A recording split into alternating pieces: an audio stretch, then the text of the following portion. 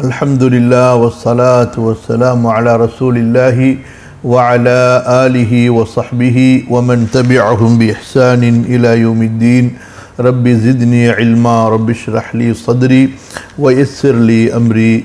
اللهم علمني ما ينفعني وانفعني بما علمتني وزدني علما. اللهم علمني القرآن العظيم والسنة النبوية وفهمنيهما والمواعظ والنصائح والقول البليغ وفصل الخطاب منهما، وجعلني من العلماء الربانيين الصالحين المصلحين الراشدين المهديين العاملين به الآمرين بالمعروف والناهين عن المنكر والحافظين لحدودك. اللهم اجعلني من الراشدين واغفر لجميع العلماء المسلمين المؤمنين الذين خدموا دينك ونصروه ونشروه ودعوا إليه، والذين جاهدوا في سبيلك بأموالهم وأنفسهم حتى أتاهم اليقين. اللهم يسر اللهم يسر اللهم يسر.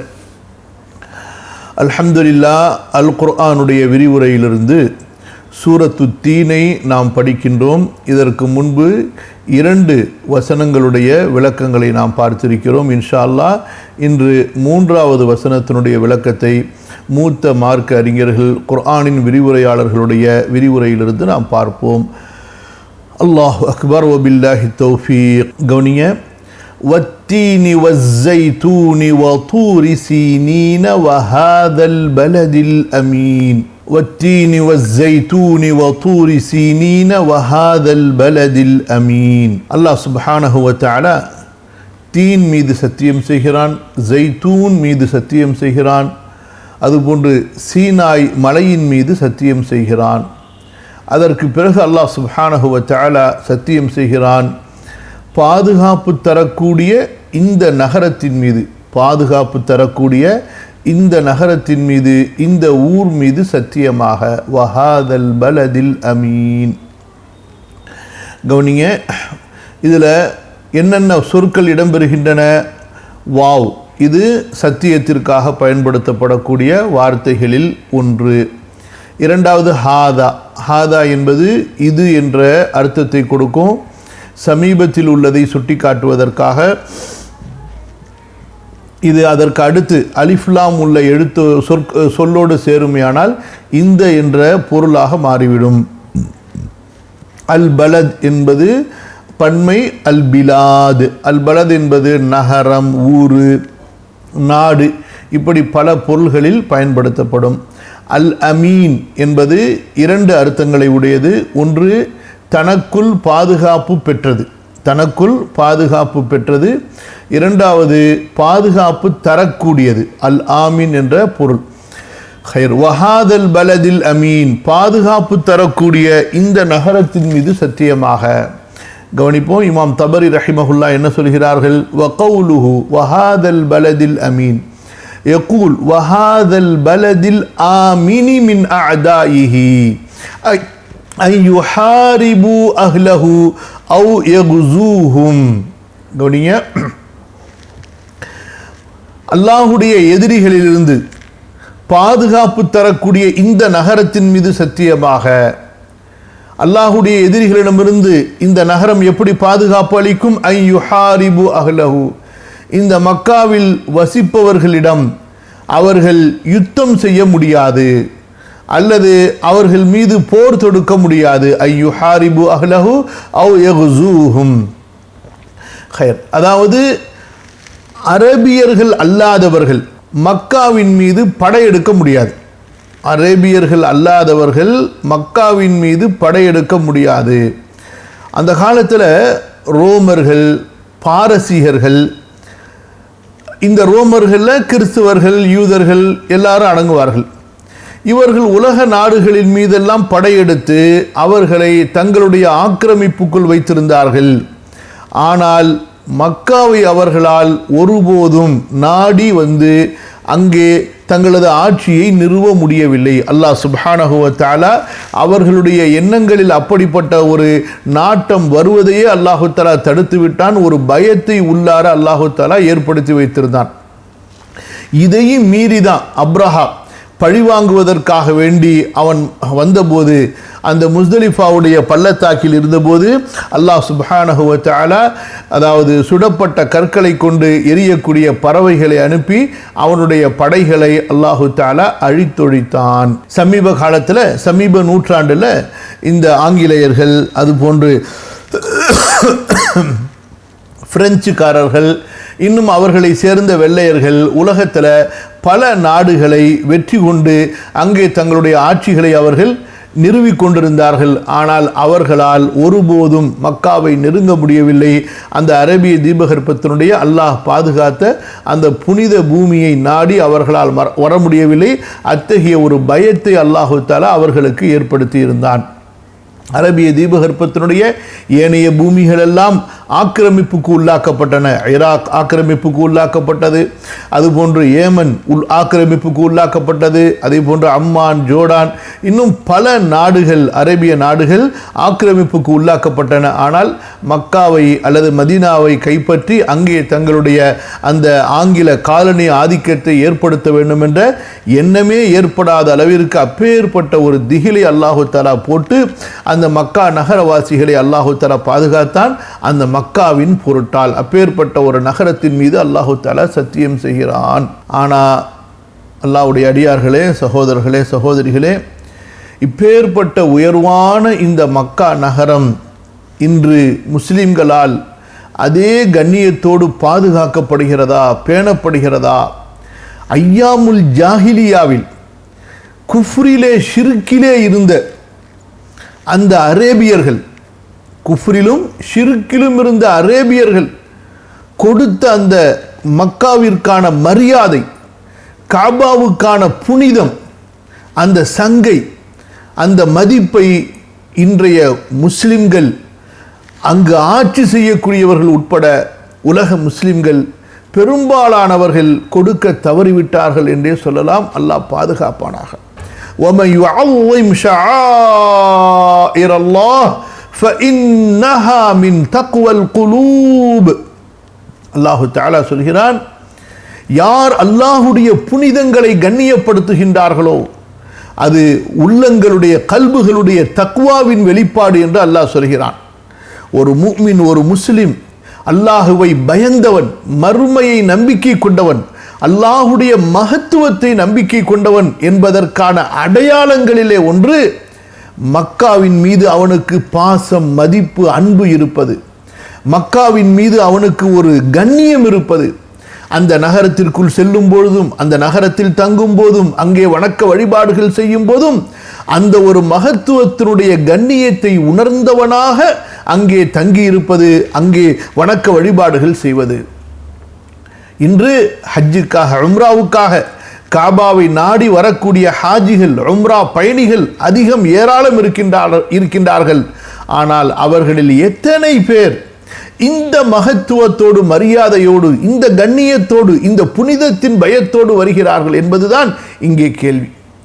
அங்கே வசிக்கக்கூடிய மக்களோ அவர்களில் பெரும்பாலானவர்கள் பாவங்களை கொண்டு, ஆபாசங்களை கொண்டு, இசைகளை கொண்டு, நடனங்களை கொண்டு, இன்னும் பலவிதமான சீர்கேடுகளை கொண்டு அந்த புனித பூமியை ஒவ்வொரு நாளும் பாழாக்கி கொண்டிருக்கிறார்கள். காபாவை சுற்றி, ஹரம் ஷரீஃபை சுற்றி ஆடம்பரமான தங்கு விடுதிகள், அந்த ஆடம்பரமான தங்கு விடுதிகளிலே ஆடம்பரமான வியாபார நிறுவனங்கள், அந்த வியாபார நிறுவனங்களில் விபச்சாரிகள், முஷ்ரிக்குகள், சிலை வணங்கிகள், இஸ்லாமிய எதிரிகளுடைய படங்கள், தங்களுடைய அந்த வெள்ளைக்கார அந்த மேலை நாட்டவர்கள் தங்களுடைய வியாபார பொருட்களை மக்களுக்கு மத்தியிலே பரப்புவதற்காக அந்த விளம்பரங்கள் செய்கிறார்கள் அல்லவா? அந்த விளம்பரங்களுடைய உருவப்படங்கள் காபத்துல்லாவை சுற்றி, ஹரம் ஷரீஃபை சுற்றி எல்லா கடைகளிலும் சர்வ சாதாரணமாக மாட்டப்பட்டிருக்கின்றன. சின்ன அளவிலே அல்ல, பெரிய பெரிய அளவிலே. அதுபோன்று வீணர்கள், மடையர்கள், சுத்தமாக எந்த வேலை வெட்டி இல்லாத இந்த விளையாடுகளிலே ஈடுபடக்கூடிய, கால்பந்து போன்ற விளையாட்டிலே ஈடுபடக்கூடிய அந்த விளையாட்டாளர்கள், விளையாட்டு வீரர் என்று சொல்லாதீர்கள், விளையாட்டு வீரர்களுடைய அந்த படங்கள் மக்காவின் தெருக்களிலே ஆள் உயர நிறுவப்படுகின்றன. அது அங்கே பெருமையாக அங்கே நிறுவப்பட்டு அந்த படங்களை கொண்டு பெருமை அடிக்கின்றார்கள். அதுபோன்று வியாபார நிறுவனங்களில் ஆபாசமான நஸ்ரானி யூத பெண்களுடைய படங்கள், அது நஸ்ரானி யூதர்களுடைய அந்த விளம்பர படங்கள், என்னென்ன பொருள்களுக்காக, வாட்சிலிருந்து சட்டையிலிருந்து கண்ணாடியிலிருந்து இப்படி பலவிதமான பொருட்கள் ஒவ்வொன்றுக்கும் அங்கே விளம்பரங்கள் உருவப்படங்கள் வைக்கப்படுகின்றன. அல்லாஹ் பாதுகாப்பானாக. இதெல்லாம் அந்த ஊருடைய புனிதத்தை கேவலப்படுத்தக்கூடிய, அந்த புனிதத்தை பாழ்படுத்தக்கூடிய செயல்கள். சற்று காலத்திற்கு முன்பாக இருந்த ஆட்சியாளர்கள் அவ்வளவு பேணிக்கையாக பாதுகாப்பாக அவ்வளவு கண்ணியமாக அந்த மக்காவை நடத்தி வந்தார்கள். ஆனால் இன்று உலக மோகம், யூதர்களோடு சகஜ நிலை என்ற பெயரிலே அந்த புனிதங்களை எல்லாம் காலிலே போட்டு மிதித்து கொண்டிருக்கிறார்கள். ஹரம் ஷெரீஃபை சுற்றி இருக்கக்கூடிய வியாபார நிறுவனங்களில் ஆபாசமான உடைகளை உடுத்திய விற்பனை செய்யக்கூடிய பெண்கள் கடைகளிலே விற்பனைக்காக வேண்டி, அதாவது பொருள்களை விற்பனை செய்வதற்காக வேண்டி சேல்ஸ் கேர்ள்ஸ் அந்த பெண்களை வைத்திருக்கிறார்கள். இப்படியாக அந்த நகரத்தினுடைய புனிதத்தை நாளுக்கு நாள் கெடுத்து கொண்டிருக்கிறார்கள். இன்னும் அதாவது உலக சேனல்கள், சினிமா சேனல்கள் அங்கே ஒளிபரப்பப்படுகின்றன.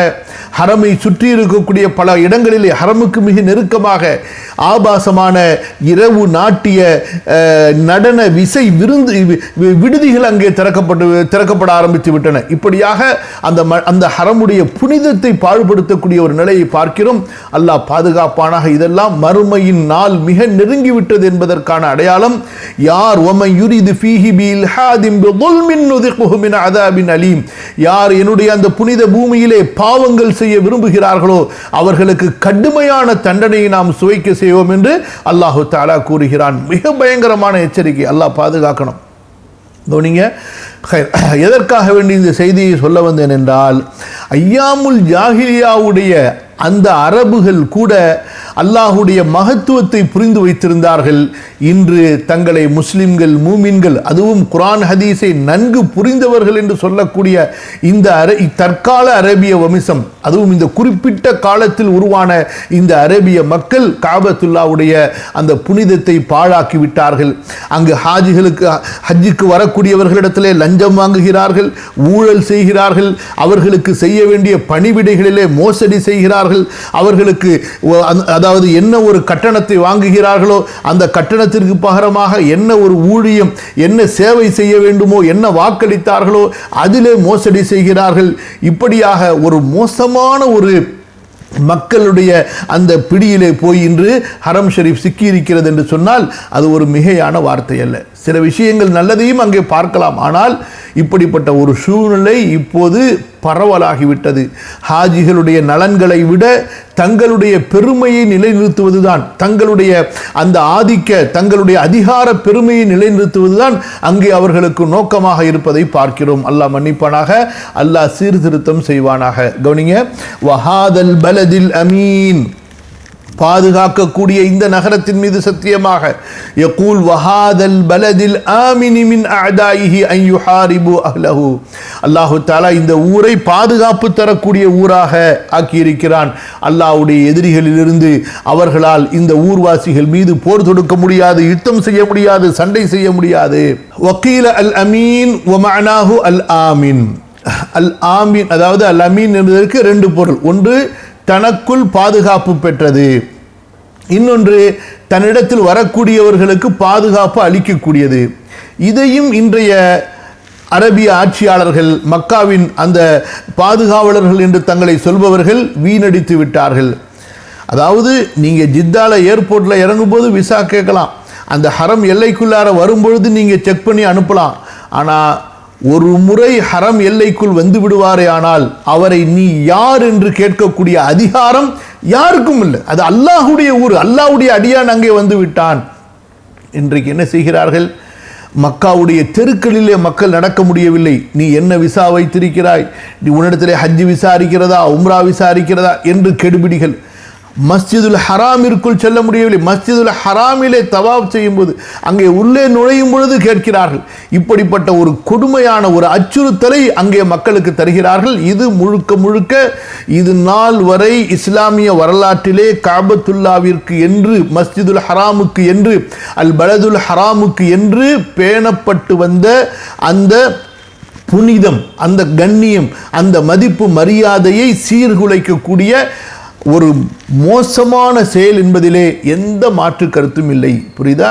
இது நாள் வரைக்கும் வந்த ஹலீஃபாக்கள் எவ்வளவோ குழப்பங்கள் நடைபெற்றன. ஆனால் யாரும் இப்படிப்பட்ட ஒரு செயலை செய்ததில்லை.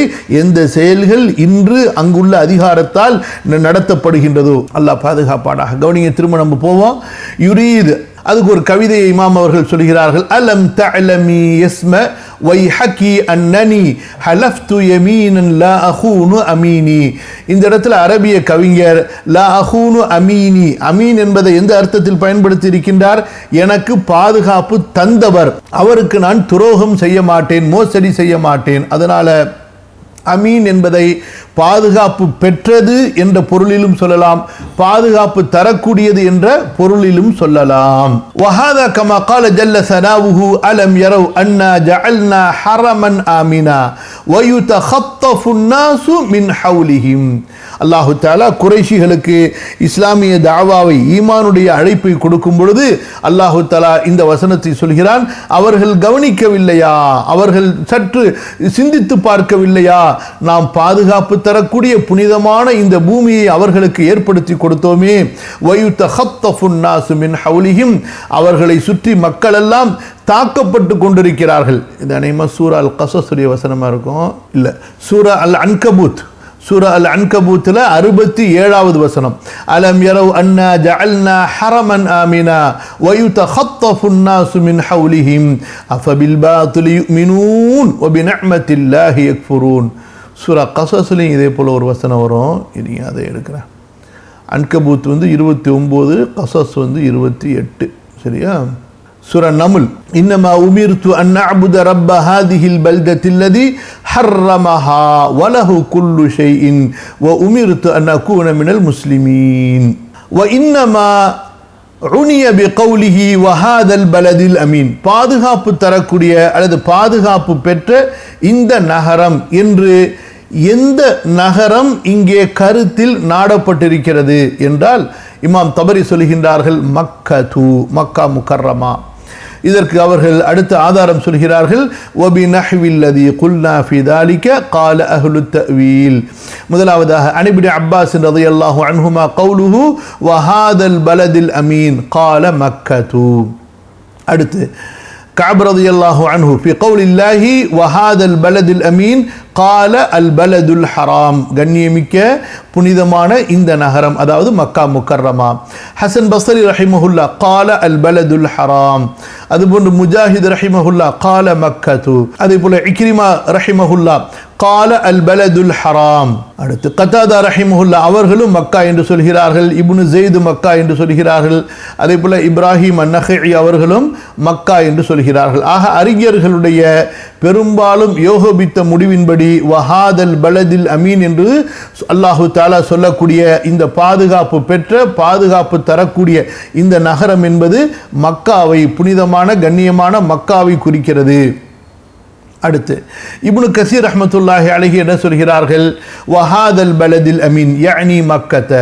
அவங்க சுருக்கமாக சொல்லிடுறாங்க. இதுதான் இப்னு அப்பாஸ், முஜாஹித், இக்ரிமா, ஹசன் பஸ்ரி, இப்ராஹிம் அன்-நഖஇ, இப்னு ஸெய்த், கஅபுல் அஹ்பார் போன்றவர்கள் சொல்கிறார்கள், வலா கிலாஃப ஃபீ தாலிக, இதில் அறிஞர்களுக்கு மத்தியில் மாற்றமான கருத்து இல்லை. வகால பஅதுல் அய்யிம்மதி, இமாம் அவர்கள் கூடுதலாக சில விளக்கங்களை தருகிறார்கள்.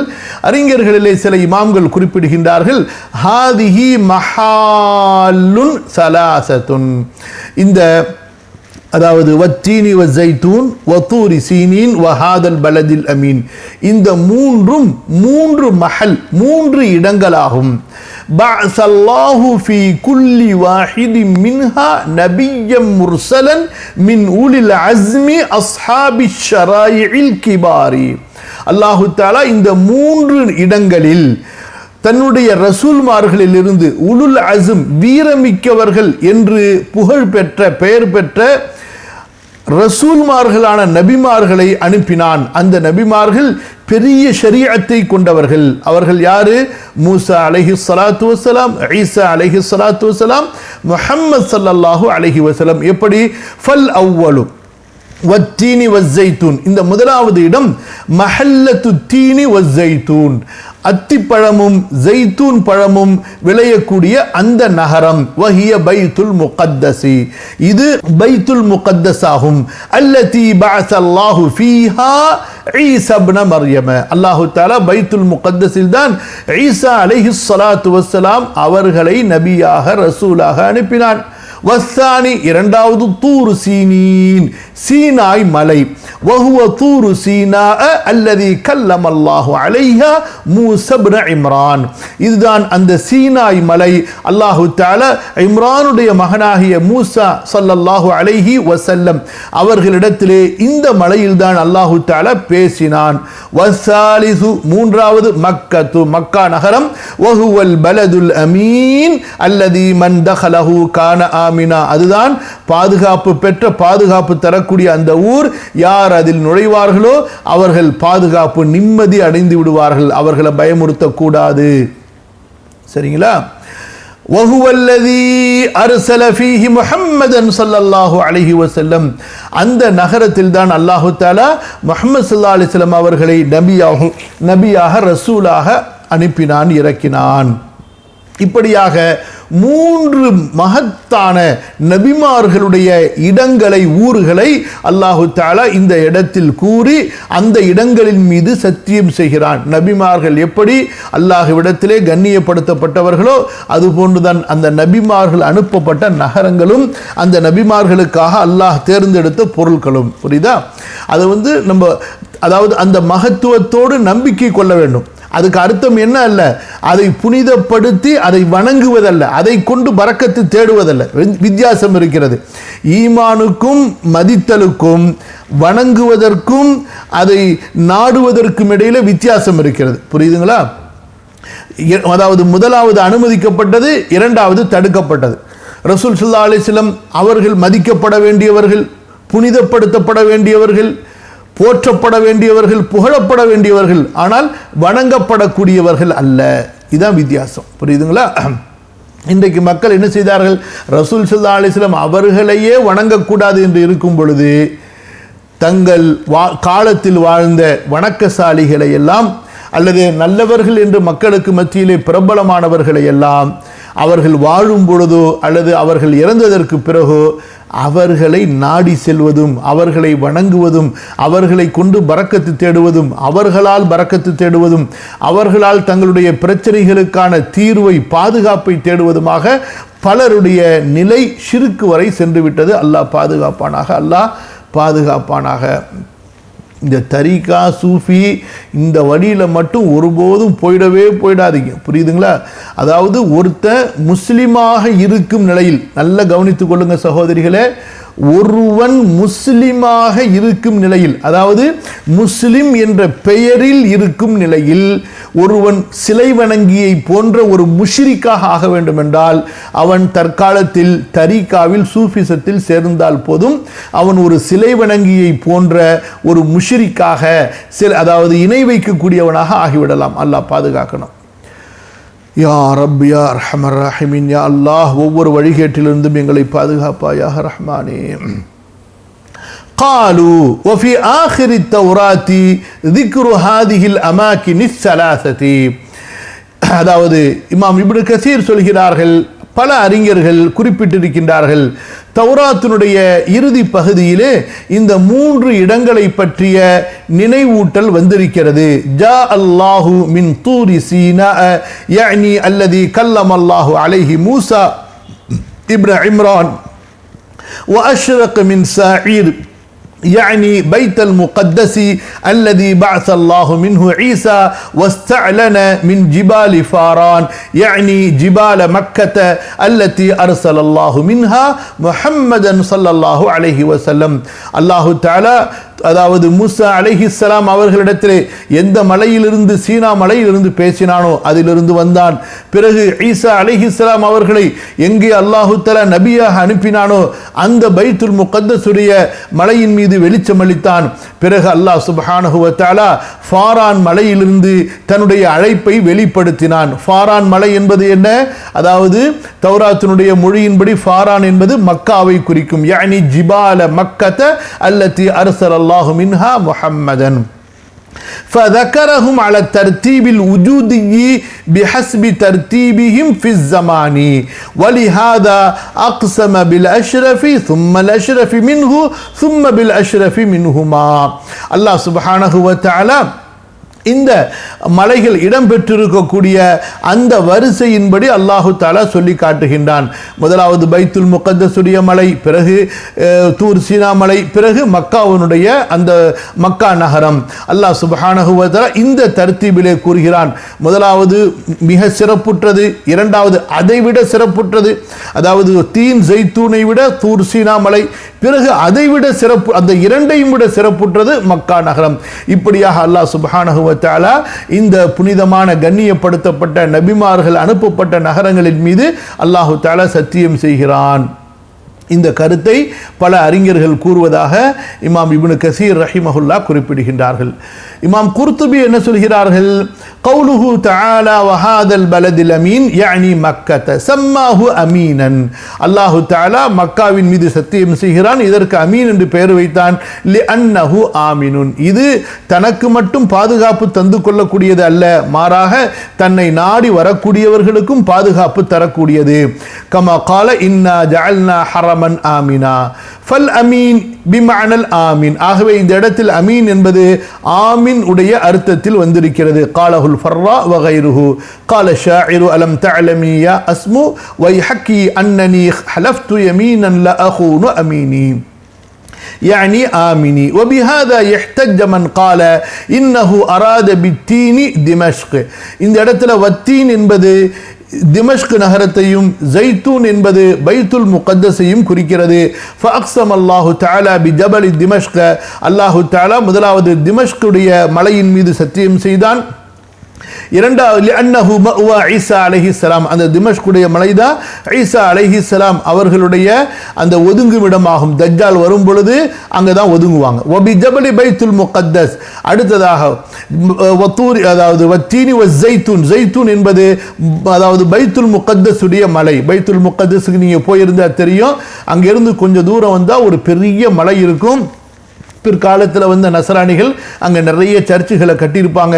அந்த மலையிலிருந்து நின்று கொண்டு பார்ப்பீர்களே ஆனால் அப்படியே அந்த குதுஸ் நகரமும் அந்த மஸ்ஜிதுல் அக்ஸாவும் ரொம்ப அழகாக பக்கத்திலிருந்து பார்க்குற மாதிரி அவ்வளவு அழகாக தெரியும்.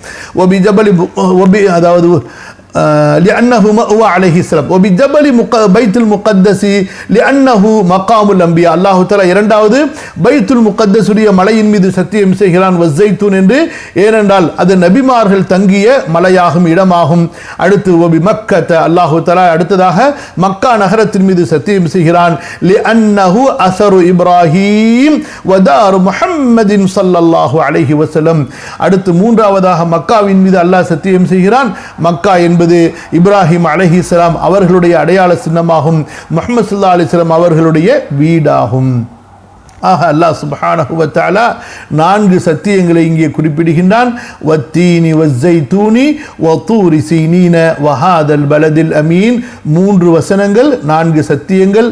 தீன் மீது சத்தியமாக, ஜைத்தூன் மீது சத்தியமாக, சீனாய் மலையின் மீது சத்தியமாக, பாதுகாப்பு தரக்கூடிய பாதுகாப்பு பெற்ற இந்த நகரத்தின் மீது சத்தியமாக.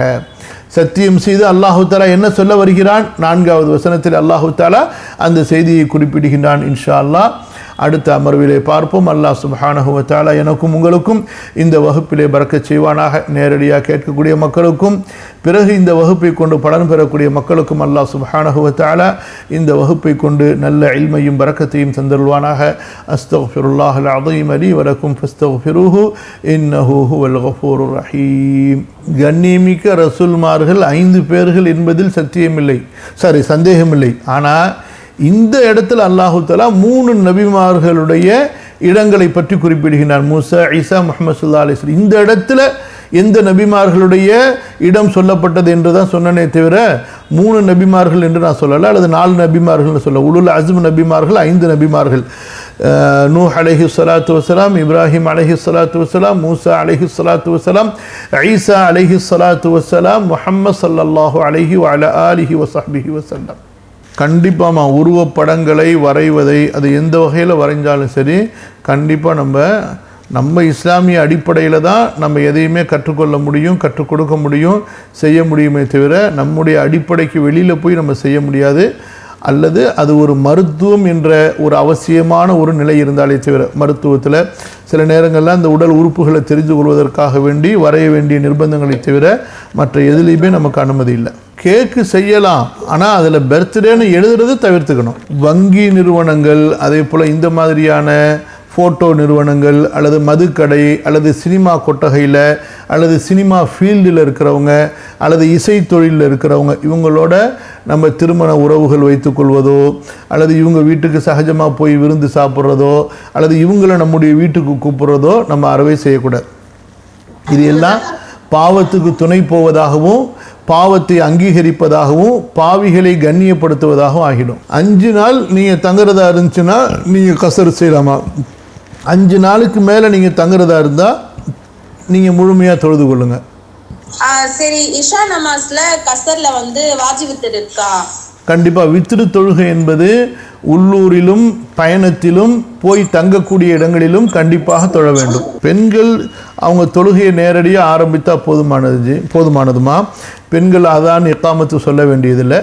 அல்ல இக்காமத்து சொல்லி அவங்க ஃபர்லு தொழுகையை தொழ விரும்புகிறாங்கன்னா செய்து கொள்ளலாம், தடுக்கப்பட்டதல்ல. ஆனால் அவர்களுக்கு சுன்னத்தல்ல, ஆண்களுக்கு தான் அதானும் இக்காமத்தும் சுன்னத்தான். நீங்கள் அந்த தொழுகையினுடைய சூரியனை பார்த்து தொழுகையினுடைய நேரத்தை அறியக்கூடியவங்களாக இருந்தால் அது ரொம்ப சிறப்பு. இல்லைன்னா இப்போ ஆல்ரெடி இந்த சூரியனுடைய அந்த ஓட்டத்தை கணக்கு வைத்து அது துல்லியமாக தான் இருக்கும். அதன்படி அந்த தொழுகையுடைய நேரம் வந்துட்டால் நீங்கள் ஃபர்லான தொழுகையை தாராளமாக ஆரம்பித்து தொழுதுடலாம். நான் பதில் சொன்னால் அதை செயல்படுத்துவீங்களா, படுத்த மாட்டீங்களா? மகர்கள் இவ்வளவு அதிகமாக கொடுப்பது கூடாது, அது முதல்ல தப்பு. ரசூலுல்லாஹி ஸல்லல்லாஹு அலைஹி வஸல்லம் அவர்கள் மகரை அதாவது எளிமையான மகராக ஆக்கிக் கொள்ளுங்கள் என்று நமக்கு நேரடியாக வழிகாட்டி இருக்கிறாங்க.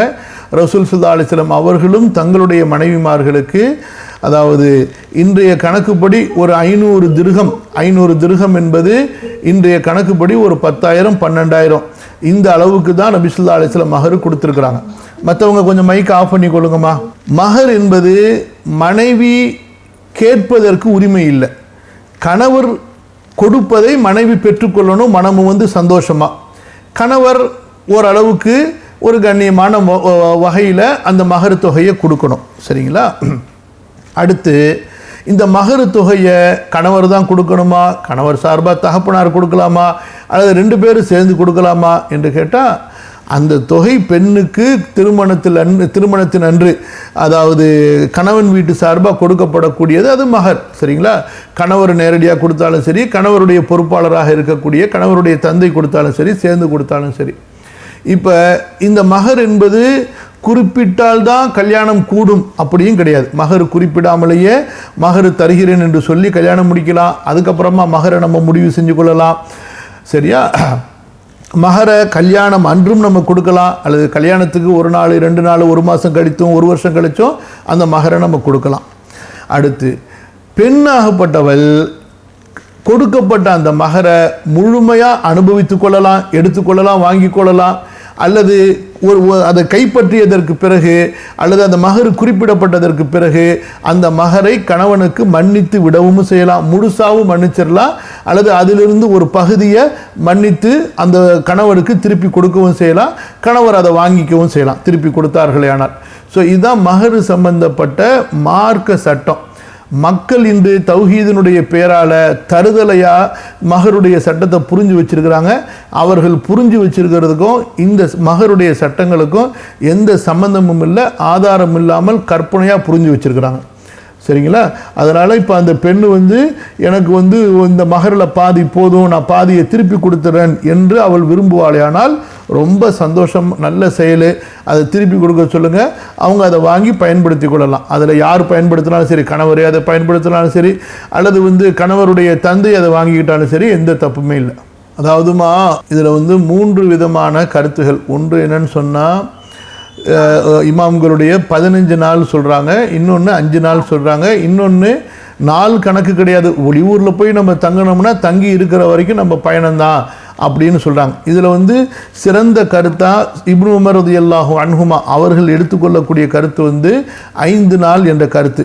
ஸோ அந்த சஹாபியுடைய கருத்தை நம்ம முன் வச்சு தான் நீங்கள் ஒரு ஊருக்கு போகிறீங்க, அந்த ஊரில் நீங்கள் 5 நாள் முழுசாக தங்குவீங்க என்று நியத்து வைத்தீர்களே, ஆனால் நீங்கள் முக்கியமாக அந்த ஊரில் தொழுகையை பரிபூர்ணமாக தொழுகணும்.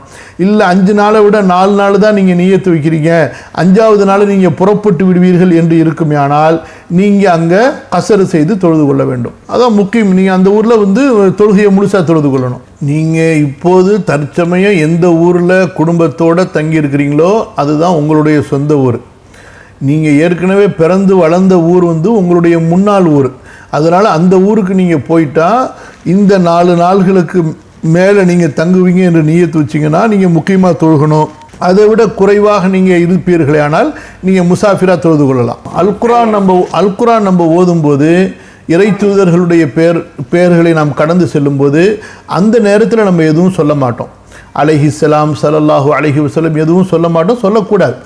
அது ஓதி முடித்ததுக்கு பிறகு நம்ம துவா செய்யும் பொழுது, யா அல்லாஹ் நபிமார்கள் மீது உன்னுடைய சலாத்தையும் சலாமையும் பொழிவாயாக என்று நமக்கும் ஏதாவது ஒரு துவா செஞ்சுட்டு திலாவத்தை முடிக்கணும். எப்போ நீங்கள் திலாவத்தை முடித்தாலும் சரி, நீங்கள் கண்டிப்பாக ஒரு துவா செய்து முடிங்க. குர்ஆன் திலாவத்திற்கு பிறகு துஆக்கள் அங்கீகரிக்கப்படுகின்றன, ஏற்றுக்கொள்ளப்படுகின்றன. பிற மக்களோடு நம்ம சாப்பிடும் பொழுது அறுக்கப்பட்டது ஹலால் என்று இருக்குமேனால் நம்ம சாப்பிடலாம். மற்றபடி அவங்கள்ட்ட தோண்டி துருவி நீங்கள் உங்களுடைய வியாபாரம் என்ன, தொழில் என்ன, அந்த மாதிரி நம்ம கேட்க வேண்டிய அவசியம் இல்லை. அது நமக்கு தெரியுமே, ஆனால் இவங்களிடத்தில் இந்த மாதிரியான ஒரு ஹராமான தொழில் கலந்திருக்கு என்று தெரிந்தால் நம்ம விலகிக்கொள்ளாமே தவிர, மற்றபடி வீண் சந்தேகப்பட்டு அல்லது குழப்பம் அடைஞ்சு நம்ம தவிர்க்க வேண்டிய அவசியம் இல்லை. அப்படி ரசூல் ஸல்லல்லாஹு அலைஹி வஸல்லம் செய்யலை. சஜிதாவுடைய வசனங்கள் ஓதும் பொழுது உடனே அந்த இடத்துல நம்ம சஜிதா செய்தால் அல்ஹம்துலில்லாஹ், அது வரவேற்கத்தக்கது, அதுதான் முறை. இல்லை நம்ம சஜிதாவுடைய வசனங்களை ஓதி அடுத்தடுத்த வசனங்களை ஓதி விட்டோம் என்று சொன்னால் அந்த இடத்துல அந்த சஜிதாவுடைய சட்டம் மன்னிக்கப்பட்டு விட்டது. அதுக்கு பிறகு நம்ம அந்த சஜிதாவை கதா செய்ய வேண்டிய அவசியம் கிடையாது. சஜிதத்து திலாவத் என்பது ஃபர்து அல்ல, அல்லது கட்டாயமான வாஜிப் அல்ல, அது சுன்னா. செய்கிறது ரொம்ப ரொம்ப சிறப்பு, சிறந்தது, நன்மைக்குரியது. விட்டு விடுவோமையானால் அது குற்றமாக, பாவமாக ஆகாது.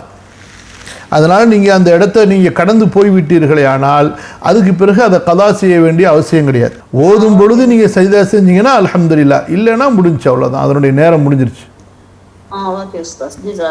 சரிம்மா, இன்ஷா அல்லாஹ் போதும். அடுத்த திங்கட்கிழமை செவ்வாய்க்கிழமை அமர்விலை சந்திப்போம். அல்லாஹ் சுப்ஹானஹு வ தஆலா பரக்கத் செய்வானாக. அல்லாஹ் சுப்ஹானஹு வ தஆலா கல்வி ஞானத்தை நமக்கு அதிகப்படுத்துவானாக. உங்களுக்காக நம்ம இதுவரைக்கும் நடத்தின எல்லா பாடங்களுடைய, அதாவது தஃப்சீருடைய அந்த குறிப்புகளை எல்லாம் மீண்டும் ஒரு முறை சரிபார்த்து தர்த்தீப் செஞ்சு அனுப்பிக்கிட்டுக்கிறோம். இன்ஷா அல்லாஹ் இன்னும் 2-3 நாட்களில் மொத்தமாக PDF இன்ஷா அல்லாஹ் நம்ம உங்களுக்கு அனுப்பி தருவோம். அதை எல்லோரும் பத்திரப்படுத்தி கொள்ளுங்க, மக்களோட ஷேர் பண்ணுங்கள், எல்லாருக்கும் அனுப்பி கொடுங்க, படிக்க சொல்லுங்கள். வகுப்புகளில் எல்லாருக்கும் அறிமுகப்படுத்தி வகுப்புகளை கொண்டு அதிகமான மக்கள் பலன் பெறுவதற்கு நீங்களும் ஒரு காரணமாகிறீங்க. அதே போல் தாருல் ஹுதாவுடைய யூடியூப் சேனலை சப்ஸ்கிரைப் பண்ணி வச்சுக்கொள்ளுங்க. அப்போ தான் ஜும்மா பயான்கள் மற்ற பயான்கள்லாம் வரும் பொழுது உடனுக்குடனே நீங்கள் கேட்டு இன்ஷா அல்லாஹ் பயன்பெற முடியும். ஜஸாக்குமுல்லாஹு ஹைரன், பாரக்கல்லாஹு ஃபீக்கும். அஸ்ஸலாமு அலைக்கும். சுப்ஹானக்கல்லாஹும்ம பிஹம்திக அஷ்ஹது அன் லா இலாஹா இல்லா அன்த அஸ்தக்ஃபிருக வ அத்தூபு இலைக்.